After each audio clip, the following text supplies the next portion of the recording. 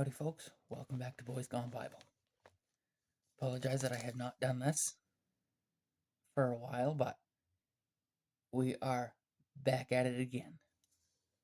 Teaching about love for enemies. You have heard the law that says, love your neighbor and hate your enemy. But I say, love your enemy.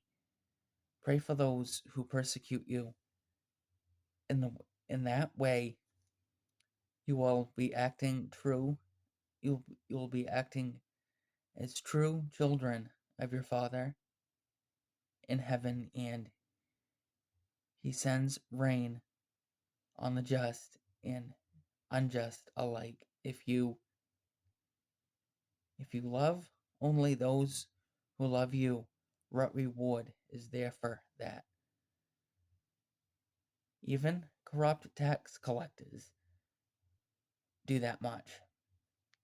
If you are kind only to your friends, how are you different from anyone else? Even pagans do that.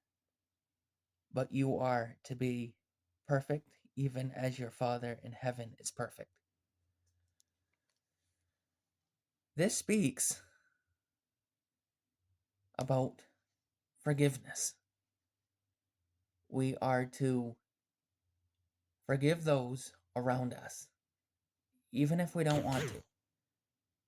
Christ died on the cross for our sins, and he didn't have to do that. But the Lord sent him, his only Son, Jesus Christ, to die on the cross for our sins. And that's what we celebrate every year on Easter. Christ was born on Christmas. And there is a passage in here that speaks about that. Now, we may or may not have discussed that. I don't remember. Anyway, that's wrapped up Matthew chapter 5. Now we're going to move on with Matthew chapter 6. Teaching about giving to the needy. Watch out. Don't do your good deeds publicly to be admired by others, for you will lose the reward from your Father in heaven. When you give to someone in need, don't do as the hypocrites do, blowing trumpets in the synagogues and streets to call attention to their acts of charity. I tell you the truth, they have received all the reward they will ever get.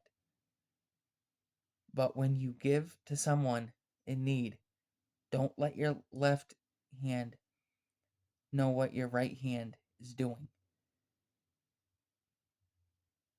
Give your gifts in private, and your Father who sees everything will reward you. There's truth to that. 110% truth to that. That's why if you see somebody in church writing out a check to the church, that's why they flip it, because they don't want other people knowing how much you're giving to the organization or to a different charity. Now, church is not a clubhouse or a place to go hang out. Church is a place to gather, as well as houses. I want to thank you all for watching, folks. Please like, comment, and subscribe. And don't forget to hit the notification bell so you don't miss out on the next video. Thank you for watching, folks.